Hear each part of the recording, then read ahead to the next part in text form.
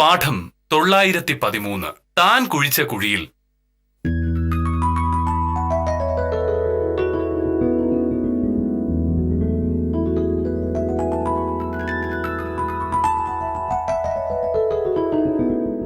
നീ രാവിലെ ഫോണിൽ കുത്തിക്കൊണ്ടിരിക്കുകയാണ്. എനിക്ക് ആഫീസിൽ പോകുന്ന നേരമായി. അതിന് ഞാനിപ്പോ എന്താ വേണ്ടത്? മോനോട് കാപ്പി കുടിച്ചില്ലേ? ഇനിയിപ്പോ ഷർട്ടും കൊണ്ട് മാറുക. അപ്പോഴേക്ക് ഉച്ചയൂണ് ചോറ്റുപാത്രത്തിലാക്കി വെച്ചിട്ടുണ്ടാവും ഞാൻ. തീർന്നില്ലേ മോനോട്ടെ പ്രശ്നം? കളിച്ചോണ്ടിരിക്കൊന്നുമല്ല. ഈ ഫോൺ പഴയ പോലെയല്ല. എന്റെ പല കാര്യങ്ങളും നടക്കുന്നില്ല. പുതിയൊരു ഫോൺ വാങ്ങേണ്ട സമയം കഴിഞ്ഞു. ഞാനൊരു പുതിയ ഫോൺ വാങ്ങട്ടെ. ഈ ഫോൺ തന്നെ അനാവശ്യമാണ്. ഇനി വേറെ ഫോൺ വാങ്ങി കാശ് കളയാനാണ് പരിപാടിയെങ്കിൽ നീ എന്റെ വേറെ ഫോൺ കാണേണ്ടി വരും.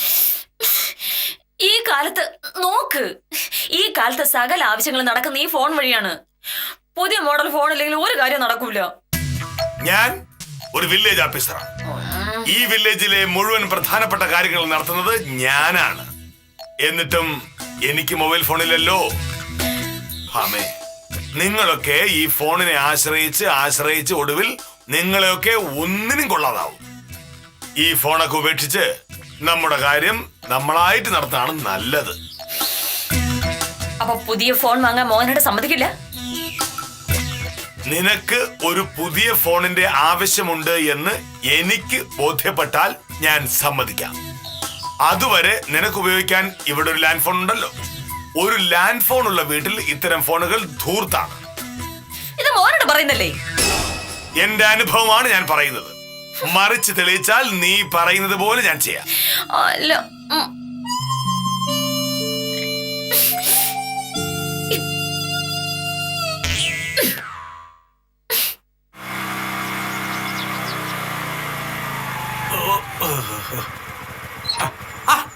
നമസ്കാരം വക്കീലേ.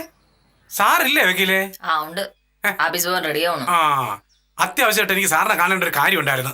ഒന്ന് വിളിക്കു വക്കീലേ. എനിക്ക് വേറെ പണിയുണ്ട്. ഉത്തമന് വേണമെങ്കിൽ ഉത്തമം വിളിച്ചോളാം. എന്താണ് വക്കീലേ, സാറുമായിട്ട് എന്തോ പ്രശ്നം ഉണ്ടെന്ന് തോന്നുന്നല്ലോ. എങ്ങനെ ഉത്തമ പ്രശ്നം ഉണ്ടാവാതിരിക്കുക? എന്റെ ആ മൊബൈൽ വാങ്ങിയിട്ട് വർഷം 3 കഴിഞ്ഞു. ഇപ്പോഴത്തെ കാലത്ത് മനുഷ്യന്റെ സകല ആവശ്യങ്ങൾ നടക്കുന്ന ഈ മൊബൈൽ ഫോണിലല്ലേ. ഒരു പുതിയ ഫോൺ വാങ്ങണമെന്ന് ഞാൻ പറഞ്ഞതിന് വില്ലേജ് ഓഫീസറോട് കിട്ടു കളഞ്ഞു. അത് പിന്നെ സാറൊരു മൊബൈൽ വിരോധിയാണല്ലോ. എന്ത് വിരോധം? ഓരോരോ പുതിയ സാധനങ്ങൾ കണ്ടുപിടിക്കുന്ന മനുഷ്യന് ഉപയോഗിക്കാൻ വേണ്ടിയിട്ടാണ്. എന്റെ കൂടെയുള്ള സകലൊരു മെയിൽ അയക്കുന്നു, മെസ്സേജ് അയക്കുന്നു, അല്ല ഫോണിൽ നിന്നാണ്. പുതിയ വിദ്യ വരുമ്പോ പഴയ ഫോൺ കൊണ്ടിരുന്നിട്ട് വല്ല കാര്യമുണ്ടോ? മോഹനേട്ടനോട് പറഞ്ഞപ്പോ തിരിച്ചു പറഞ്ഞ എന്താണെന്നറിയാമോ? മോഹനേട്ടൻ മൊബൈൽ ഇല്ലാതെയാണ് ജീവിക്കുന്നത്. അങ്ങനെ ജീവിച്ചിട്ടും മോഹനേട്ടൻ ഒരു കാര്യം നടക്കാതെ വന്നിട്ടില്ല. അതുകൊണ്ട് മൊബൈൽ ഒരു അത്യാവശ്യ വസ്തുവാണെന്ന് മോഹനേട്ടന് ബോധ്യപ്പെടാതെ പുതിയ മൊബൈൽ ഫോൺ വാങ്ങാൻ സമ്മതിക്കില്ലെന്ന്. എന്നിട്ടാണ് വക്കീൽ ഇങ്ങനെ മുഖം വീർപ്പിച്ച് നടക്കുന്നത്. മൊബൈൽ ഒരു അത്യാവശ്യ വസ്തുവാണെന്ന് സാറിനെ ബോധ്യപ്പെടുത്തി കഴിഞ്ഞാൽ പ്രശ്നം തീരൂലേ? അത് മോഹനേട്ടന് ബോധ്യപ്പെടില്ലല്ലോ. കാര്യം പറഞ്ഞ വക്കീൽ വലിയ വക്കീലായിരിക്കും, പക്ഷേ ഇത്തരം സാഹചര്യങ്ങളിൽ ഉപയോഗിക്കുന്ന പ്രായോഗിക ബുദ്ധി വക്കീലിന് തീരെയില്ല. മനസ്സിലായില്ല വക്കീലേ. ഇവിടത്തെ ലാൻഡ് ഫോൺ ആണല്ലോ സാറ് സ്ഥിരമായിട്ട് ഉപയോഗിക്കുന്നത്. അത് ഒരു ദിവസം കേടായി എന്ന് വിചാരിക്കുക, സാർ എന്തോന്ന് ചെയ്യും? ആരെങ്കിലും വിളിച്ച് ഫോൺ നന്നാക്കിക്കും. അതൊക്കെ സമയം എടുക്കൂലെന്നേ. അതിനു മുമ്പ് സാറിന് വളരെ അത്യാവശ്യമായിട്ടൊരു ഫോൺ വിളിക്കേണ്ടി വന്നാലോ? ഉറപ്പായി സാറ് വക്കീലിന്റെ മൊബൈൽ ചോദിക്കും. അങ്ങനെ സാറ് മൊബൈൽ ഉപയോഗിച്ചാൽ വക്കീലിന് ആ അവസരം ഉപയോഗിക്കാമല്ലോ. മൊബൈൽ ആവശ്യമുള്ള ഒരു സാധനമാണെന്നുള്ള കാര്യത്തിന് തെളിവായില്ലേ? പക്ഷെ ലാൻഡ് ഫോൺ കേടാവണ്ടേ? കേടാക്കണം. രാവിലെ എഴുന്നേക്കുമ്പോ വക്കീൽ എന്തെങ്കിലുമൊക്കെ ചെയ്തിട്ട് ഫോൺ അങ്ങ് കേടാക്കുക. സാർ ആഫീസിൽ പോയി കഴിയുമ്പോ തിരിച്ച് ശരിയാക്കുക. വൈകിട്ട് സാർ വരുന്നതിന് മുമ്പ് പിന്നെയും ശരിയാക്കുക. എപ്പോഴെങ്കിലും സാറിന് ഒരു അത്യാവശ്യം വരാതിരിക്കുവോ? വക്കീലിന് മൊബൈൽ ഫോൺ ഉള്ളതുകൊണ്ട് വക്കീലിന്റെ കാര്യം നടക്കുകയും ചെയ്യും. ഇതിൽ ഇത്ര ആലോചിക്കാൻ ഒന്നുമില്ല. ഇപ്പം മുതൽ ശ്രമിച്ചാൽ 2 ദിവസത്തിനുള്ളിൽ ഈ കുഴിയിൽ സാർ എപ്പോഴെങ്കിലും വീഴും.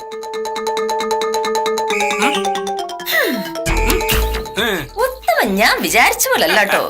ആള് കുറച്ച് ബുദ്ധിമുട്ടൊക്കെയാണ്. ഫോണിന്റെ കാര്യത്തിൽ ഇപ്പൊ തന്നെ തീരുമാനം ഉണ്ടാക്കാം.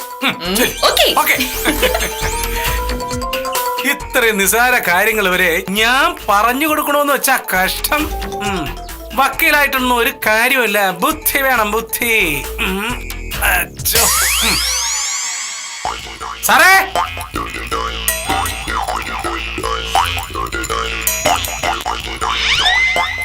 നമസ്കാരം സാർ. നമസ്കാരം. ആ രാധാകൃഷ്ണന്റെ വരുമാന സർട്ടിഫിക്കറ്റിന്റെ കാര്യം ഒന്ന് ഓർമ്മിപ്പിക്കാൻ വേണ്ടി വന്നതാണ് ഞാൻ. പിന്നെ അവന് രാവിലെ ഞാൻ കൃഷ്ണൻകുട്ടിയുടെ ചായക്കടയിൽ വെച്ച് കണ്ടു. ആ സർട്ടിഫിക്കറ്റ് ഇന്ന് തന്നെ കിട്ടിയിരുന്നെങ്കിൽ നന്നായിരുന്നു എന്ന് അവൻ പറഞ്ഞു. അങ്ങനെ രാധാകൃഷ്ണൻ പറയുന്ന പാടെ വരുമാന സർട്ടിഫിക്കറ്റ് എഴുതി ഒപ്പിട്ട് കൊടുക്കാൻ വില്ലേജ് ഓഫീസ് എന്റെ തറവാട്ട് സ്വത്തൊന്നുമല്ലല്ലോ.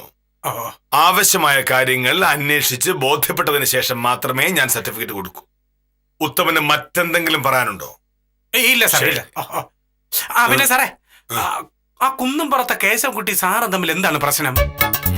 എന്താ പ്രശ്നം? സാറിനെ പറ്റി കേശവൻകുട്ടി എന്തൊക്കെയോ പറഞ്ഞു എന്ന് രാധാകൃഷ്ണൻ എന്റെ അടുത്ത് പറഞ്ഞു. എന്ത് പറഞ്ഞെന്ന്? സാർ ഇവിടുന്ന് സ്ഥലം മാറി പോയിരുന്നെങ്കിൽ നാട്ടുകാർ രക്ഷപ്പെട്ടനേന്ന് കേശവൻകുട്ടി പറഞ്ഞെന്ന്. ഓ,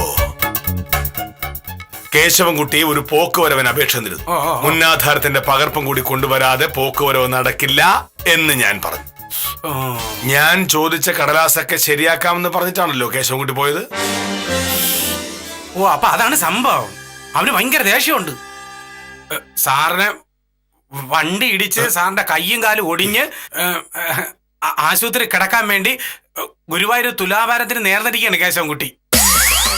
സാറ് പുറമെ കാണുന്നത് പോലെയല്ല, ഉള്ളില് ഭയങ്കര കള്ളനാണെന്നാണ് കേശവൻകുട്ടി രാധാകൃഷ്ണന്റെ അടുത്ത് പറഞ്ഞിരിക്കുന്നത്. കേശവൻകുട്ടി അങ്ങനെ പറഞ്ഞത് കൊണ്ടൊന്നും കെ മോഹനകൃഷ്ണനെ പറ്റിയുള്ള നാട്ടുകാരുടെ മതിപ്പ് കുറയില്ല എന്ന് ഉത്തമനും അറിയാലോ. അത് പിന്നെ എനിക്ക് അറിഞ്ഞൂടെ സാറേ. എന്നാലും പിന്നെ ഈ രാധാകൃഷ്ണ പറഞ്ഞ കാര്യം ഞാൻ ഇവിടെ ഒന്ന് പറഞ്ഞു എന്നുള്ളതേ ഉള്ളൂ. എന്നാ പിന്നെ ഞാൻ ഇറങ്ങട്ടെ സാറേ. ശരി ശരി.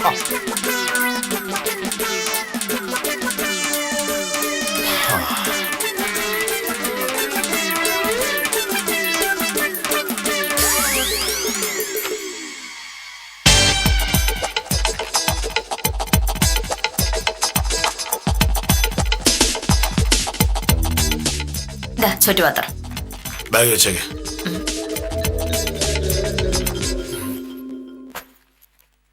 ഇതെന്താ ഇത്ര കാര്യമായിട്ട് നോക്കണേ? ഒരു ഫോൺ നമ്പറാ, ഒരാളെ അത്യാവശ്യമായിട്ട് വിളിക്കാനുണ്ട്.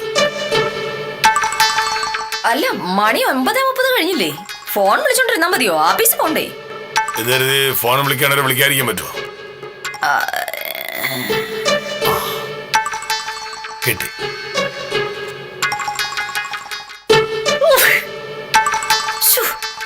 ഇത്ര രാവിലെ തന്നെ അവസരം ഒത്തുകിട്ടുമെന്ന് ഞാൻ പ്രതീക്ഷിച്ചതേ ഇല്ല. ഉത്തമന്റെ ബുദ്ധി എന്തായാലും സമ്മതിക്കണം.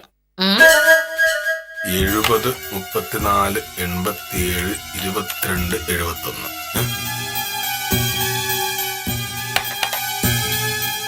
ഈ ഫോണിൽ എന്ത് പറ്റി?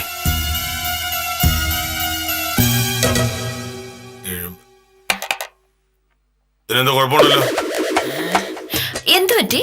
എന്തോ കുഴപ്പമുണ്ടെന്ന് തോന്നുന്നല്ലോ. നോക്കട്ടെ. ഇത് കേടാ മോനട്ടാ. എങ്ങനെ? എനിക്കെങ്ങനെ അറിയാനാണ്? ഫോണാകുമ്പോ അങ്ങനെ കേടാവും. എനിക്ക് വളരെ അത്യാവശ്യം ഒരാളെ വിളിക്കാണല്ലോ. അല്ല, അതിനിപ്പോ എന്ത് ചെയ്യാൻ പറ്റും? ഒരാവശ്യം വരുമ്പോ ഫോൺ ഇങ്ങനെ കേടായ പിന്നെ എങ്ങനെയാ? എന്നോട് ചോദിച്ചിട്ടല്ലോ ഫോൺ കേടായത്. എനിക്കിപ്പോ വിളിച്ചേ പറ്റൂ. അല്ല, കണ്ടോ, നടക്കൂല. മോനോട് നേരെ ആഫീസിലേക്കല്ലേ? ആഫീസിൽ നിന്നിട്ട് വിളിക്കൂ. അത് ഞാനാ തീരുമാനിക്കുന്നത്. ശരി, മോഹനേട്ടന് ഫോൺ വിളിക്കണോന്ന് പറഞ്ഞു. ഈ ഫോണോ കേടുവാണ്. അപ്പൊ പിന്നെ വേറെന്താ വഴി?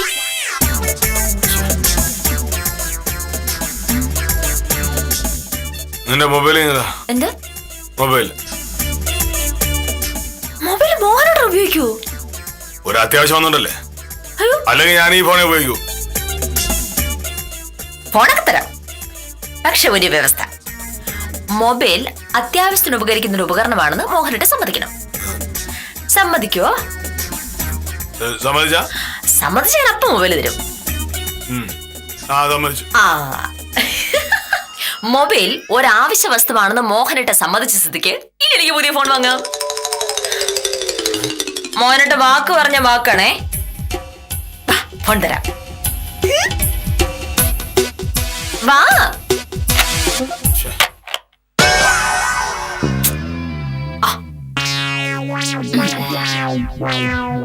ദാ, എനിക്ക് ഫോണിൽ വിളിക്കാണെന്ന് അറിഞ്ഞൂടാ. നീ വിളിച്ചാ? ഒരു മൊബൈൽ ഫോണിൽ വിളിക്കാൻ അത്ര പ്രയാസമുള്ള കാര്യമൊന്നുമല്ല. ഇതാ മോനോട് തന്നെ വിളിക്കുക. എനിക്ക് അറിയില്ലെന്ന് പറഞ്ഞില്ലേ? നമ്പർ. കഷ്ടം, വലിയ വില്ലേജ് ഓഫീസറാണ്. ഒരു മൊബൈൽ ഫോൺ ഉപയോഗിക്കാൻ അറിഞ്ഞൂടാ. 23.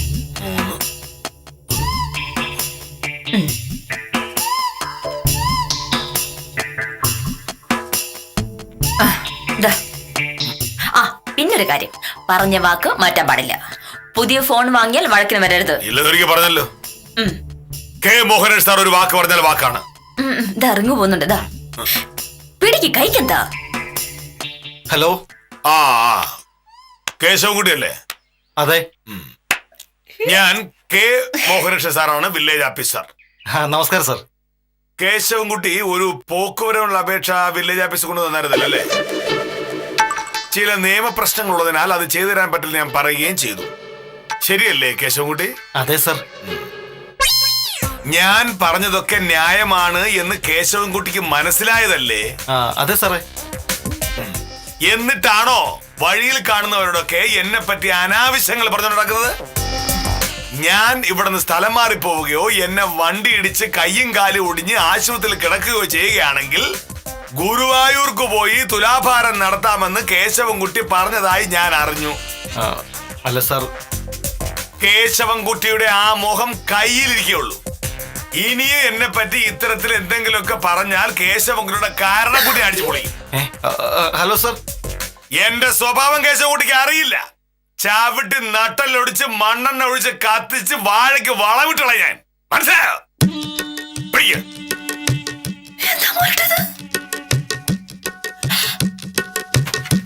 ഞാൻ ഇറങ്ങുന്നു.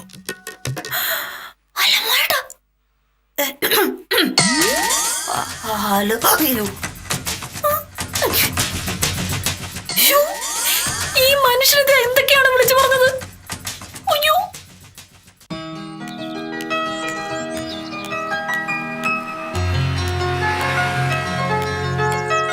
കേശവൻകുട്ടിയല്ലേ അത്?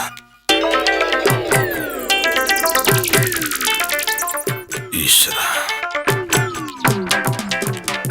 എന്തും സംഭവിക്കും.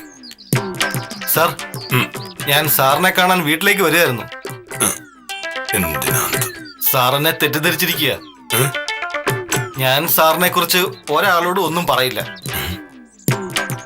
സാറ് പറഞ്ഞ കടലാസൊക്കെ ഞാൻ ഇന്നലെ തന്നെ ഓഫീസിൽ കൊടുത്തിരുന്നു. പിന്നെ പോക്കൊരു നടത്തി തരാമെന്ന് സ്വയംപ്രഭ സാർ പറയുകയും ചെയ്തു.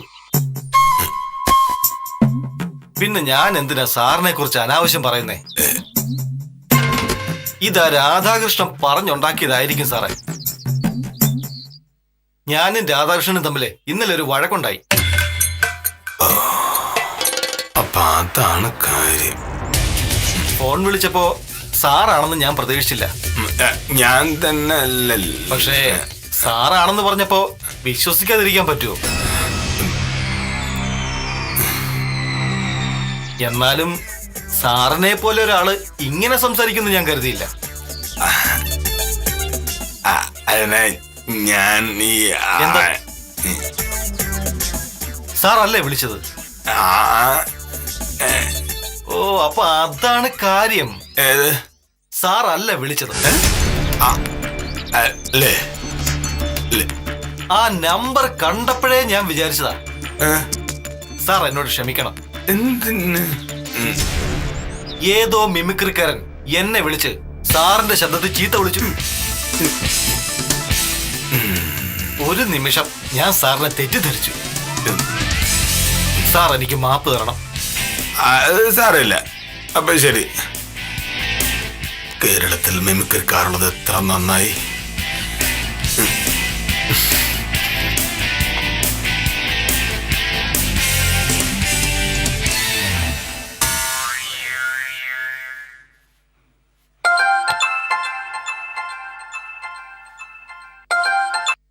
ഹലോ.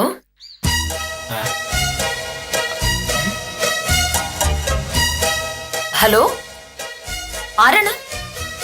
ഓഹോ, ഇപ്പൊ പെൺ ശബ്ദമായോ? നിങ്ങൾ ആരാണെന്ന് പറയൂ.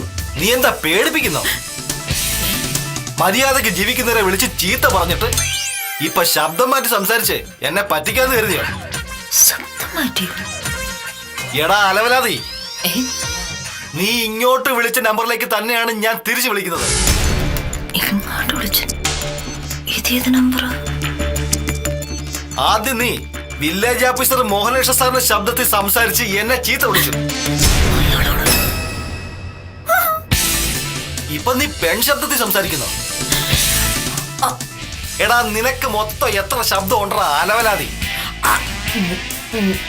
എടാ ധൈര്യം ഉണ്ടെങ്കിൽ നീ ആരാണെന്ന് പറയണ.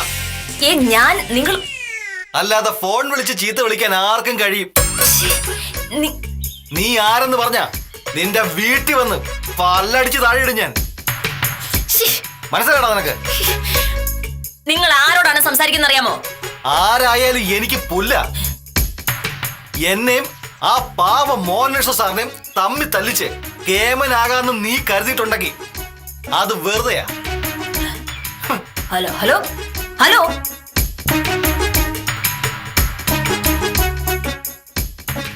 പാവം മോഹനേഷ സാറോ? ദാ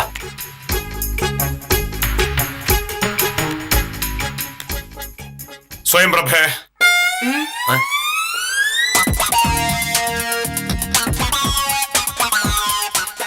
നമസ്കാരം സാർ. നമസ്കാരം. കുന്നുംപുറത്തെ കേശവൻകുട്ടി ഇന്നലെ ഇവിടെ വന്നിരുന്നു.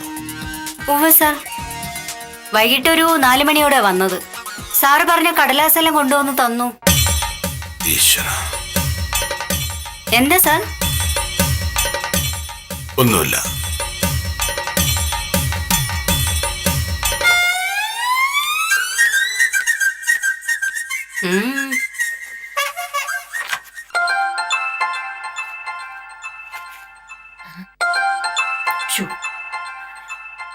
വീണ്ടും അയാള് തന്നെ.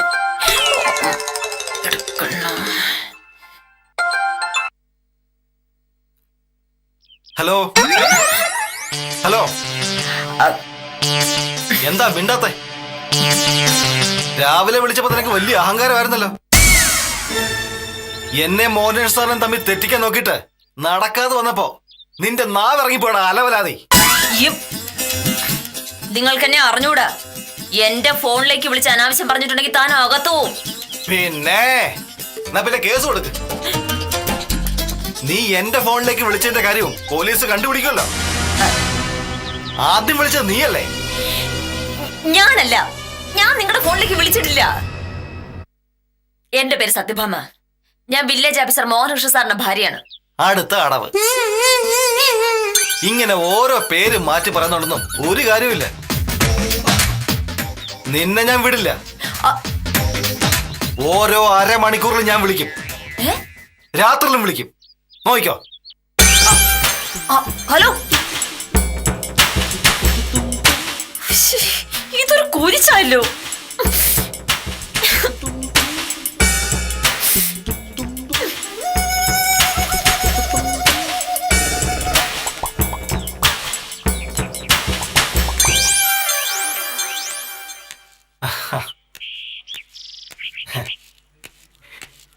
സാർ ആഫീസിൽ നിന്ന് വരുന്ന വഴിയാണല്ലേ? അതെ. കേശവൻകുട്ടിയുടെ പോക്കുവരവിന്റെ കാര്യം ഞാൻ കാഞ്ചനയെ ഏൽപ്പിച്ചിട്ടുണ്ട്. ഒരാഴ്ചക്കുള്ളിൽ അത് ശരിയാകും. വലിയ ഉപകാരം സാറേ. പിന്നെ എന്നെ രാവിലെ ഒരുത്തൻ വിളിച്ചെന്ന് പറഞ്ഞില്ലേ? അവന്റെ ഫോണിലേക്ക് വിളിച്ച് ഞാൻ നല്ലത് പറഞ്ഞിട്ടുണ്ട്. ആദ്യം സാറിന്റെ ശബ്ദത്തിലാണല്ലോ അവൻ വിളിച്ചത്. പിന്നെ വിളിച്ചപ്പോ പെൺ ശബ്ദം. പക്ഷെ ഞാൻ വിടുവോ? നല്ലത് നാലെണ്ണം പറഞ്ഞിട്ടുണ്ട്. എന്റെ ദൈവം, ഭാമ നിറയെ കേട്ട് കാണും. അവസാനം പറയുക എന്റെ പേര് സത്യഭാമ എന്നാണ്, ഞാൻ വില്ലേജ് ഓഫീസറുടെ ഭാര്യയാണ്, വക്കീലാണ് എന്നൊക്കെ. ആ അടവ് വല്ലോ എന്റെ അടുത്ത് നടക്കൂ? സാറിന്റെ ഭാര്യ നാട്ടുകാരെ മുഴുവൻ ബഹുമാനിക്കുന്ന ഒരു വക്കീലല്ലേ? അതെ. അവരങ്ങനെയൊക്കെ ചെയ്യും? ഒരിക്കലുമില്ല. വിളിയൊന്നും ആയിട്ടില്ല. 2 ദിവസം സ്ഥിരമായി ഫോൺ ചെയ്ത് ശല്യപ്പെടുത്തി അവനെ ഞാൻ മര്യാദ പഠിപ്പിക്കും. അനിയ,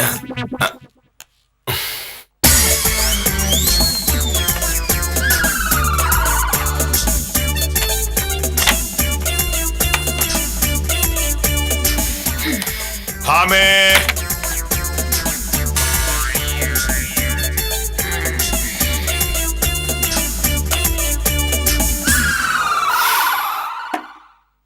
എത്തിയോ? ഞാനൊരു സന്തോഷ വാർത്ത പറയാനായിട്ട് നോക്കിയിരിക്കുകയായിരുന്നു. ഇങ്ങോട്ട് വന്നതിന് ശേഷം പറയാന്ന് കരുതി. മൊബൈൽ ഒരു അത്യാവശ്യ വസ്തുവാണെന്ന് രാവിലെ മോഹനോട് സമ്മതിച്ചിരുന്നല്ലോ. അതായത് എനിക്ക് പുതിയ ഫോൺ വാങ്ങാമെന്നർത്ഥം, ശരിയല്ലേ? പക്ഷേ ഞാൻ ആ തീരുമാനം ചെറുതായിട്ടൊന്നും മാറ്റി. എനിക്ക് പുതിയ ഫോൺ മാത്രമല്ല, പുതിയൊരു നമ്പർ കൂടി വേണം. മോഹനേട്ടൻ എന്റെ ഫോൺ എടുത്ത് ഏതോ ഒരു കേശവൻകുട്ടിയെ ചീത്ത വിളിച്ചതിന് ശേഷം ഇന്ന് രാവിലെ മുതൽ അയാൾ ഇങ്ങോട്ട് ചീത്ത വിളിച്ചോണ്ടിരിക്കുക. ഞാൻ പെണ്ണല്ല, ആണാണ്, മിമിക്രിക്കാരനാണെന്നൊക്കെ പറഞ്ഞോണ്ട്. കേസ് കൊടുക്കുന്നത് ഞാൻ പറഞ്ഞപ്പോ അയാൾ പറയാ, ആദ്യം അങ്ങോട്ടാണല്ലോ വിളിച്ചത്, അതിനാദ്യം സമാധാനം പറയാം. അയാൾ പറഞ്ഞതിന് ന്യായം ഉണ്ടല്ലോ. എന്തായാലും ഞാൻ ഒരു കാര്യം തീരുമാനിച്ചു മോനേട്ടാ. ഇനി ഈ ഫോൺ ഉപയോഗിക്കുക എന്ന് പറഞ്ഞിട്ടുണ്ടെങ്കിൽ അതിനർത്ഥം വല്ലവന്റെയും വായിലിരിക്കുന്ന ചീത്ത കേട്ടുകൊണ്ടിരിക്കുക എന്നുള്ളതാണ്. ചീത്ത പറയുന്നതിനെ കൈകാര്യം ചെയ്യാൻ എനിക്ക് അറിയാൻ മേലഞ്ഞിട്ടൊന്നും അല്ല. പക്ഷെ ആദ്യം അങ്ങോട്ട് വിളിച്ചത് മോഹനേട്ടനാണെന്ന് എനിക്ക് സമ്മതിക്കേണ്ടി വരുമല്ലോ. അതുകൊണ്ട് ഞാനൊരു തീരുമാനമെടുത്തു. ഈ ഫോൺ നമ്പറും ഇനി മോഹനേട്ടൻ തന്നെ അങ്ങ് വെച്ചു. ഞാന് വേറെ ഫോൺ വേറെ നമ്പറും വാങ്ങിച്ചോളാം. എനിക്ക് വേണ്ട. വേണ്ടെന്ന് പറഞ്ഞാൽ പറ്റില്ലല്ലോ. ഇതിൽ വരുന്ന കോളുകൾക്ക് മറുപടി പറയാനേ എന്നെ കൊണ്ട് പറ്റില്ല. അയ്യോ, ഇതിനകത്തിരുതാ ഇവിടെ. അയാൾ തന്നെയാ സംസാരിക്ക. മാന്യമായിട്ട് അയാളുടെ കാര്യം പറഞ്ഞ് ഒഴിവാകുന്നതാണ് നല്ലത്. എടുക്കേണ്ടത് അയാൾ പിന്നെ വിളിച്ചോണ്ടിരിക്കും. ഓൺ ചെയ്യട്ടെ. ഹലോ. ആഹാ, നിന്റെ ആൺശബ്ദം തിരിച്ചു വന്നെങ്കി കേശവൻകുട്ടി, രാവിലെ ഒരു തെറ്റിദ്ധാരണയുടെ പുറത്ത് ഞാൻ അങ്ങോട്ട് ഫോൺ ചെയ്തു എന്നൊരു തെറ്റ് എനിക്ക് പറ്റിയിട്ടുണ്ട്. പക്ഷെ അതിന്റെ പേരിൽ ഇനിയും ഈ ഫോണിലേക്ക് വിളിച്ച് എന്നെയോ എന്റെ ഭാര്യയോ ശല്യപ്പെടുത്താനാണ് താങ്കളുടെ ശ്രമമെങ്കിൽ എന്റെ പൊടി പോലും കാണില്ല.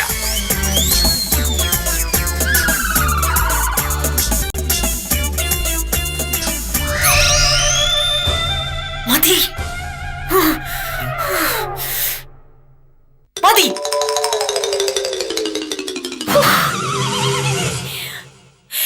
ഇനി മോനോട്ട് സംസാരിച്ച ഞാനകത്ത് പോയി കിടക്കേണ്ടി വരും. ഈ ഫോൺ എന്റെ പേരിലായി പോയല്ലോ. താൻ കുഴിച്ച കുഴിയിൽ താൻ തന്നെ വീണു എന്ന പഴഞ്ചൊല്ലിൽ കാര്യമുണ്ടെന്ന് സത്യഭാമയ്ക്ക് ഇന്ന് മനസ്സിലായിട്ടുണ്ടാവും. ഫോൺ വാങ്ങി വില്ലേജ് ഓഫീസർ എന്തു പറയുമെന്ന് ആലോചിക്കാതെ ചെയ്തു പോയ അബദ്ധത്തിന് വക്കീലിന് വയറ് നിറയെ കിട്ടിയ സന്തോഷത്തിൽ ഇന്നത്തേക്ക് വിടാം. കാര്യം നിസാരം തുടരുന്നു.